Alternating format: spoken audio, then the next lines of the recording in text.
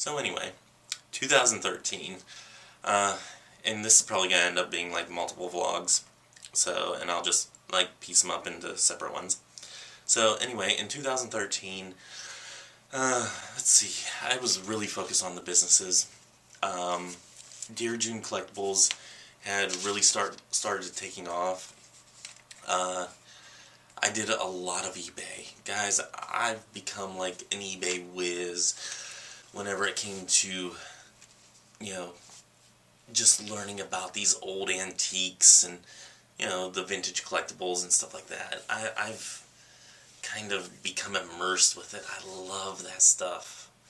Matter of fact, I'm going to show you.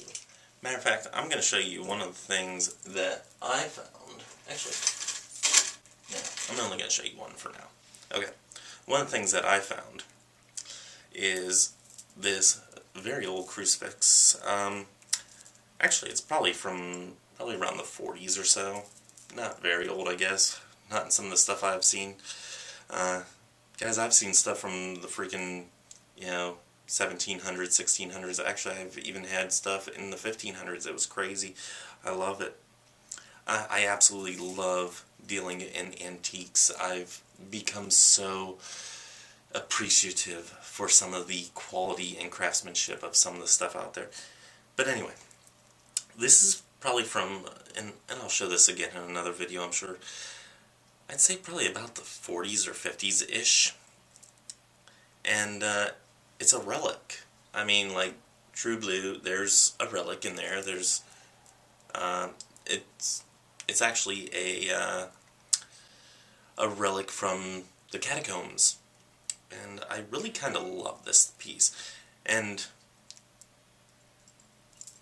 it doesn't matter what you guys think about rosaries. This is pretty freaking awesome whenever you have a relic on the back of a cross. And though, yes, I can go and pick up dirt from anywhere and put it on the back of a cross, it's really cool.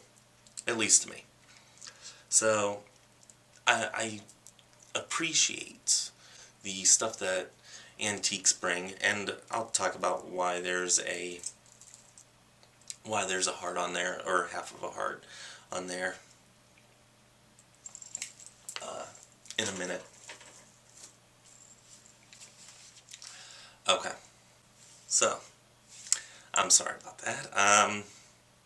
Yeah, that half of a heart has a lot of meaning, and if I don't get through 2013 first, it's not going to make any sense to you, and it's just going to jumble up the entire chronological order of this.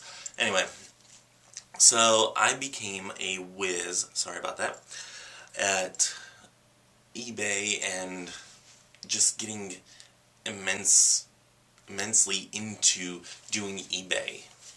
And I absolutely love it. I love the satisfaction whenever you hear your phone go cha-ching, And just so you guys know, I'm not making $1 million on this stuff, and no, that wasn't a cha-ching. That was some Twitter update. I don't even know how to use Twitter, guys. I'm trying to learn. I suck at it. So, anyway, I love hearing the sound of cha-ching, and like I said, I'm not making a lot of money on this stuff. There are some things that I've made a lot of money on. There's some things that I've completely bombed on and lost a lot of money on. And there's some things that I've broken even on.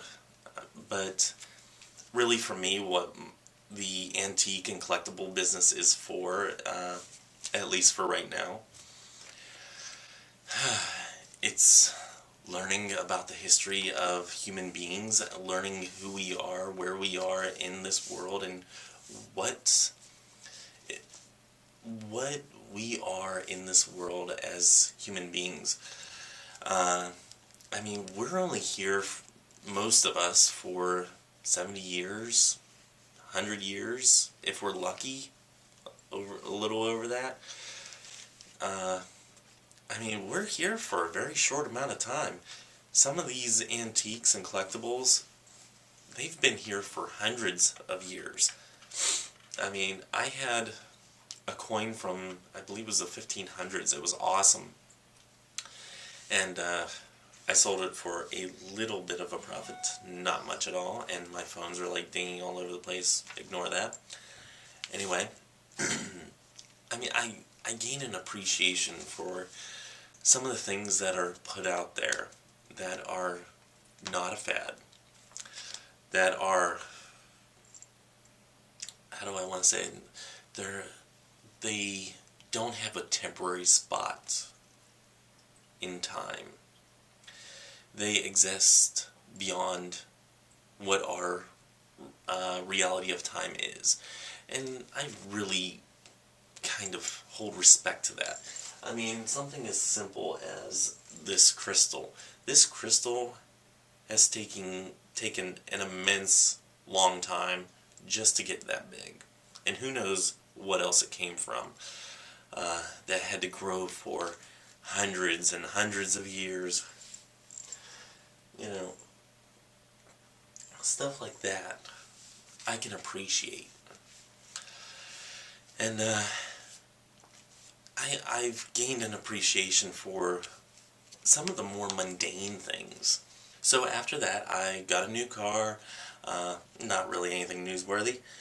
Let's see. I started selling it out at the flea markets, which whenever I started selling out at the flea markets, I went to more auctions, I went to more estate sales. I kind of boosted up my inventory to take out to the flea market. And on top of doing the flea market, I was also doing eBay. I mean, guys, I work like 7 days a week whenever I'm back home. I barely have enough time to clean my kitchen, or heck, I barely have enough time to sleep a full 8 hours if I can even get that. So that's really what I've been doing the last 3 years, the bulk of it. Let's see, in 2013 I went to Texas, and I really should have like vlogged about it on the way down there. And okay, on my way down to Texas, I made a huge trip of it, and I absolutely loved making the trip down, and then not only that, making the trip back. I visited family that I've never seen before. I visited friends that I unfortunately would see for the last time. I made a trip of it. I enjoyed my time going down to Texas and coming back. I mean, it was like, you talk about one of those like road trips, those solitary road trips that you, and yes, those were my knees popping. Those solitary road trips that everybody should take.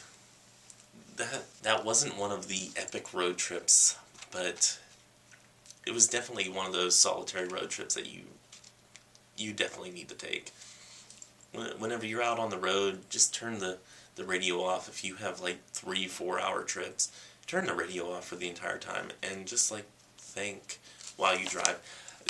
Urging people to do that. I mean, that is a great meditative time to talk out your feelings, talk out your emotions, talk to your deity, however you view deity. So, just a simple little practice. After I went to Texas in 2013, I already met this person at this time.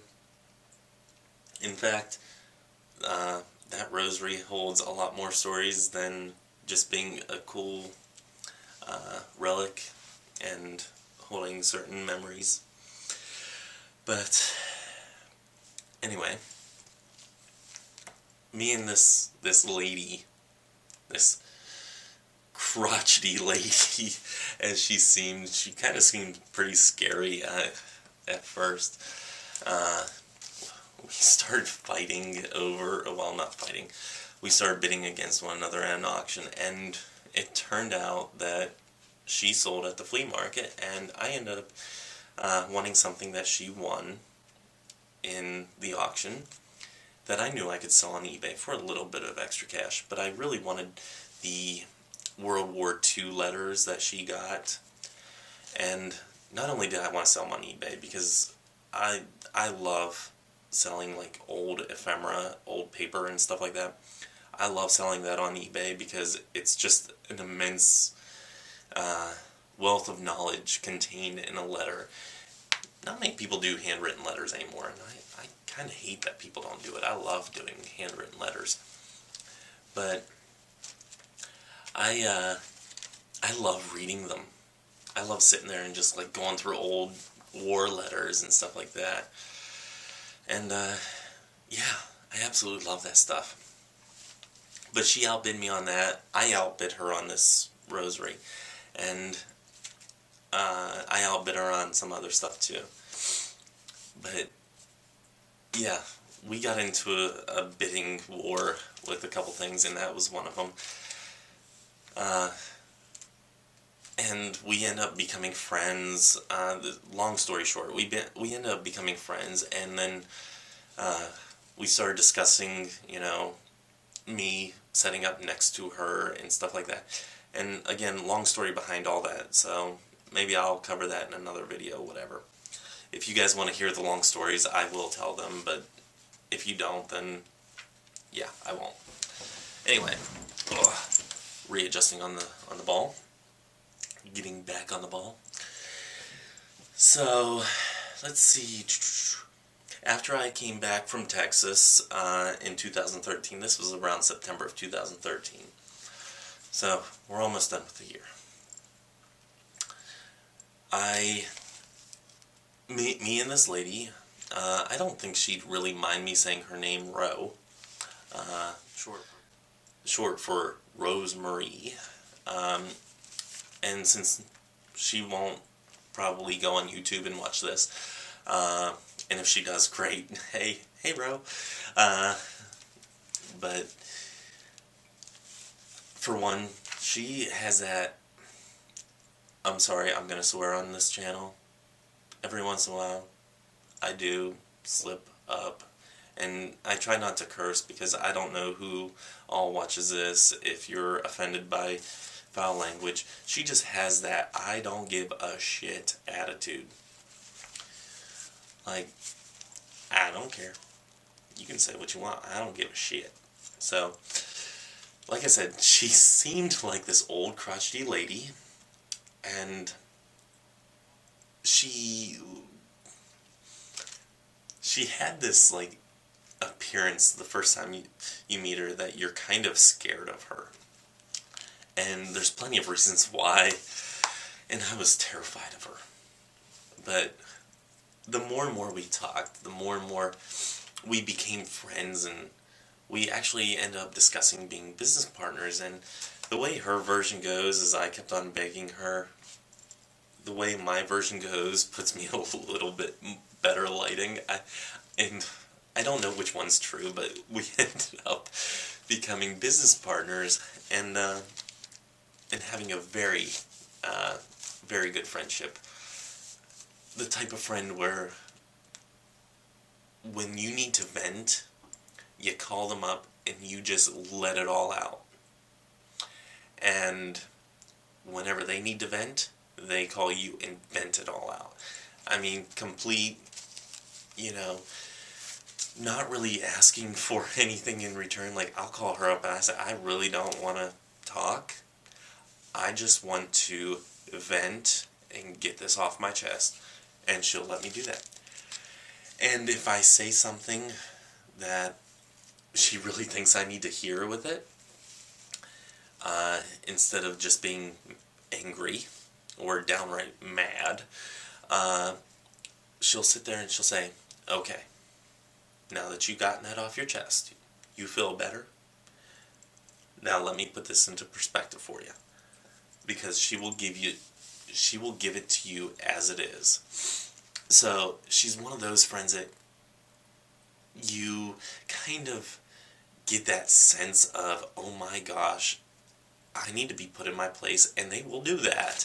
So there's a friendship there, and I really cherish this friendship, and it's one of those friendships I hope will last the rest of our lives, however long that may be. Hopefully it's a long time.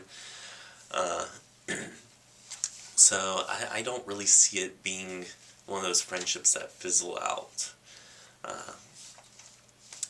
And unfortunately that does happen, and unfortunately in friendships, some things just need to...